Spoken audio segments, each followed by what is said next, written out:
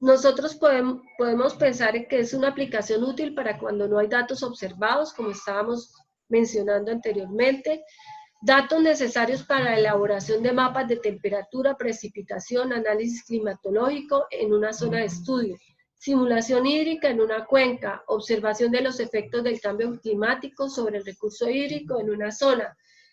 Ese sería el valor de tener estos datos, porque precisamente la utilidad es aplicarlos a este trabajo que nosotros desarrollamos como ingenieros ambientales.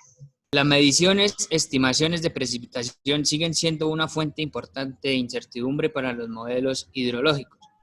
Hay muchos retos en la observación de lluvia a escala de cuencas hidrográficas.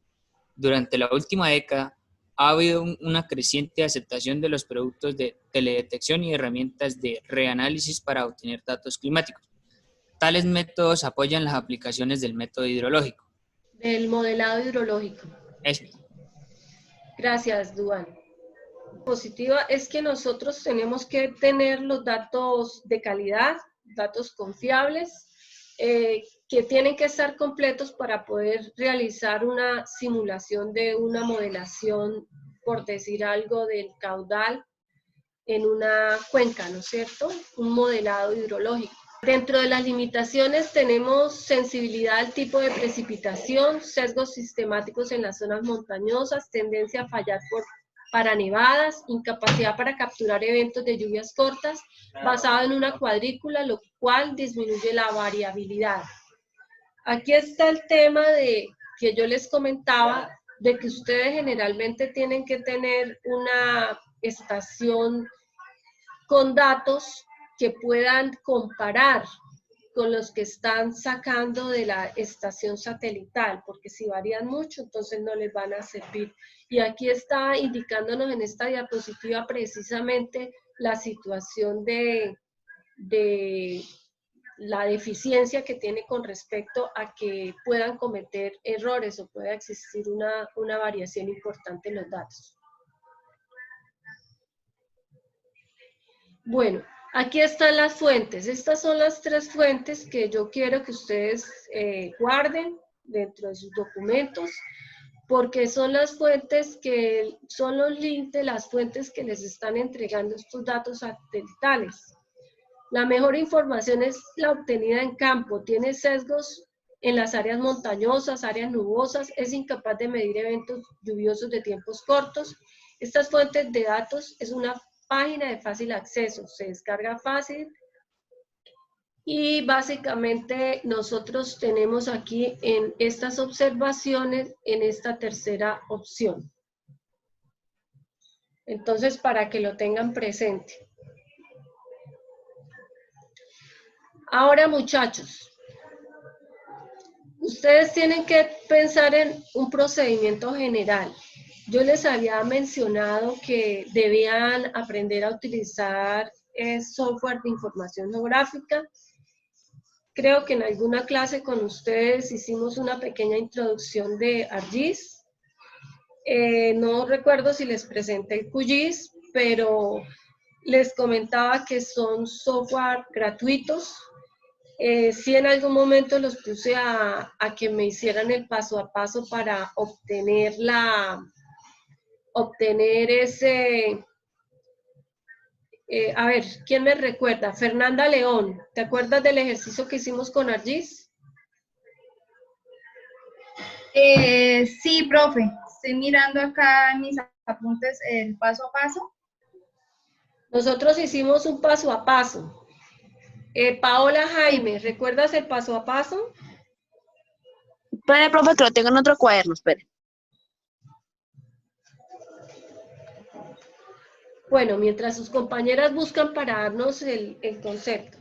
Nosotros tenemos un procesamiento general para estos datos. Obtenemos coordenadas en un cuadro delimitador. Básicamente, ¿a qué se refiere? Que nosotros debemos delimitar el área de estudio.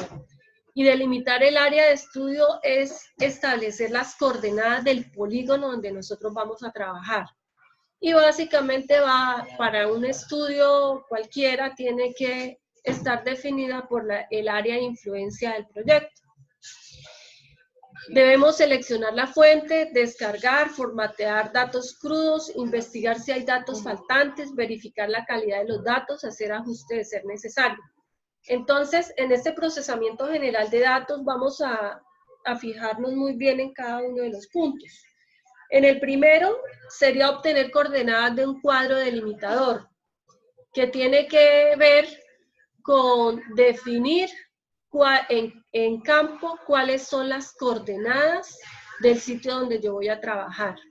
Aquí es donde yo les digo, muchachos, que ustedes deben utilizar ArcGIS o deben utilizar QGIS, el SIG que sea, para que puedan generar ese polígono donde van a trabajar. Seleccionar la fuente. Bueno, aquí nosotros, ¿cuáles fuentes? Hemos mencionado que nos pueden proporcionar datos climáticos y estas son las páginas de donde nosotros estamos sacando estos datos climatológicos. Datos, fíjense que la variable, por ejemplo, que nos entrega esta primera página de datos satelitales solamente es de precipitación. Estas son de precipitación y temperatura. Y que se hacía una observación referente a la última página, como una opción buena. Fíjense que los datos se obtienen diariamente. Y hay aquí otra observación importante.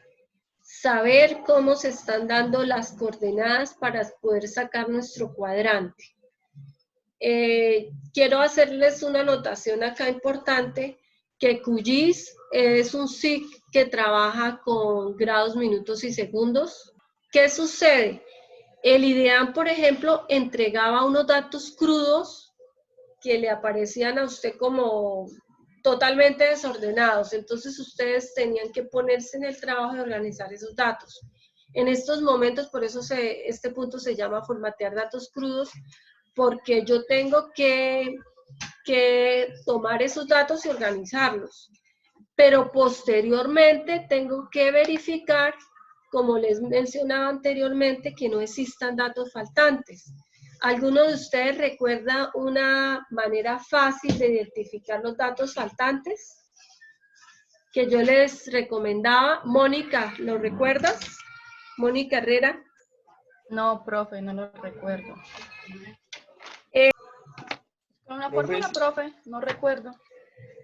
¿Recuerdan que yo les recomendaba que uno tomaba todos los datos y hacía una gráfica en Excel? Simplemente los llevaba a Excel y hacía la gráfica y ahí se presentaban los datos faltantes porque la gráfica no era continua o habían unos picos grandes en la gráfica, para que recuerden. Bueno, yo investigo si hay datos faltantes y ese es el ejercicio que nosotros vamos a hacer ahorita. Nosotros vamos a tomar los datos de la tabla de Excel, se van a dar cuenta con la cantidad de datos, porque realmente este ejercicio lo hago es para que ustedes se den cuenta que manejamos muchísimos datos y que todos los datos tienen que estar completamente llenos.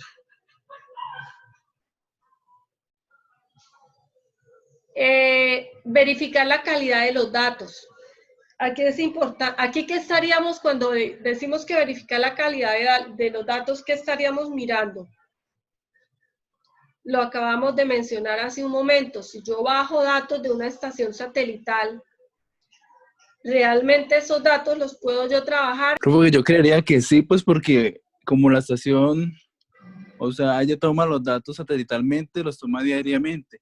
Entonces el margen de error pues sería mínimo. Pero recuerden que nosotros tenemos algunas situaciones climatológicas que pueden estar afectando esos datos. Sí. Aquí vemos en las limitaciones. Profe, es que si los datos se descargan deben ser verificados, ¿no? Exacto, entonces yo tomo una estación cercana y ahí es donde yo verifico la calidad de esos datos, que pueda utilizarlos en mi estudio. Hacer ajustes de ser necesario, entonces aquí es donde viene el tema. Que si yo tengo una estación del IDEAM, me proporcionó los datos, pero me falta un mes de datos en un periodo de tiempo, ¿yo qué puedo hacer? Bajar los datos en satelitales de un periodo de tiempo más amplio y hago la comparación si son similares, si guardan cierta similitud, y hago el llenado de datos de ese mes faltante, y cuando entrego mi informe, lleno todo ese mes con un color diferente y hago el registro de que fue utilizada la estación satelital. Bueno, aquí nosotros estamos definiendo los límites en un shapefile. Entonces aquí es donde yo les hablaba de la importancia. Ya faltan 10 minutos. Voy a terminar con esta diapositiva para que podamos hacer el ejercicio. No importa que en la siguiente clase retomemos este tema. No importa porque hacemos retroalimentación. Bueno, nosotros definimos los límites del shapefile. ¿Qué es lo que se hace? Yo genero un polígono en los shapefiles. Recordemos que nosotros podemos tener shapefile de puntos, de polígonos y de líneas. Entonces, en este caso, fíjense que aquí utiliza la herramienta de QGIS. Y aquí les dejo de tarea, como para quienes tengan inquietud sobre este tema, el paso a paso para crear el polígono. Aquí se crea un nuevo shapefile rectangular. Esta simplemente ustedes dan Control Shift más N. Se generan el número de puntos satelitales, depende del tamaño de la cuadrícula y resolución de los datos. Bueno, básicamente aquí lo que yo hago es sacar el polígono donde yo voy a trabajar. Entonces, ¿qué voy a obtener? Obtener coordenadas de las esquinas. ¿Qué es lo que hace un sistema de información geográfica? Cuando yo me ubico en el mapa y yo genero ese polígono, él me entrega unas herramientas, en este caso en QGIS se llama herramientas de geometría, donde yo extraigo los nodos, o sea, extraigo cada uno de los puntos que me conforman ese polígono, y me entrega una tabla de atributos con longitud y latitud. Esa tabla de atributos es la que me va a solicitar aquí cuando yo ya abro la página. Ahí es cuando me solicita esa tabla, esos polígonos. Fíjense que yo estoy yendo más allá de las explicaciones convencionales en esta materia. De pronto los estoy introduciendo un poquito más en este tema, pero yo quiero que si el día de mañana tienen que enfrentarse a trabajar con datos climatológicos, al menos tengan las bases. Quiero contarles que en esta tabla, aquí la niña que estaba preguntando, fíjense que hay una tabla, la primera hoja es de estaciones. Cuando ustedes vayan a desarrollar un trabajo de modelación, tienen que tener presente esta tabla. Esta tabla inicial contiene el nombre de las estaciones con las coordenadas, latitud y longitud. Y fíjense la cantidad de datos, esto es del 92, del 91, porque están diarios. Aquí tengo un color amarillo. Aquí ustedes, ¿qué tienen que hacer? Donde visualicen un color amarillo, toman 10 datos antes y después y me hacen el llenado de este dato de precipitación como yo les enseñé. ¿Sí? Ahí hay datos. Ahora, y básicamente toman los datos anteriores y posteriores a ese dato, Control C, toman una nueva hoja de cálculo, Control V. Recordemos en el ejercicio que ya hicimos que lo primero que nosotros tenemos que acá hacer es colocar la sumatoria. Básicamente seleccionamos y en la selección colocamos autosuma. Entonces nosotros vamos a sacar el promedio de cada uno de los datos. Son 11 datos, perdón, porque este último es el de la sumatoria. Y aquí me ubico para sacar el promedio. El promedio va a ser igual a este valor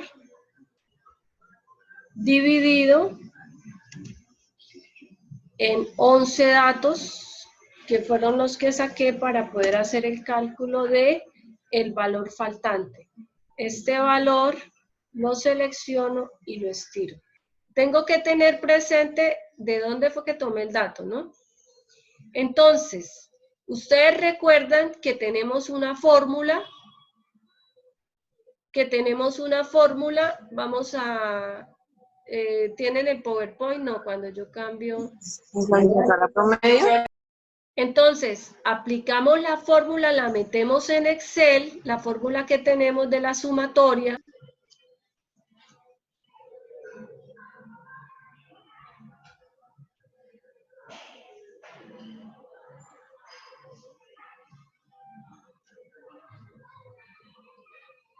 Y fíjense y verá que si es como yo les digo, los datos tienen que estar anclados, los que tengan alguna variación. Mire, el signo peso sí iba y los datos normales se colocaban como era. Y los paréntesis de cierre que siempre tiene uno que tener en cuenta. Entonces, por eso era que no nos daba el valor. Entonces, finalmente, cuando yo me devuelvo a mi tabla, el valor que voy a colocar aquí es el valor que acabé de hallar. ¿Sí? 8,29. Entonces, ahora sí para todos. Aquí yo lleno el valor 8,29. Le voy a quitar el color amarillo, no le quito el color amarillo, lo dejo, porque este es un dato que me está indicando que yo estoy haciendo ahí un promedio de precipitaciones. Es un dato faltante.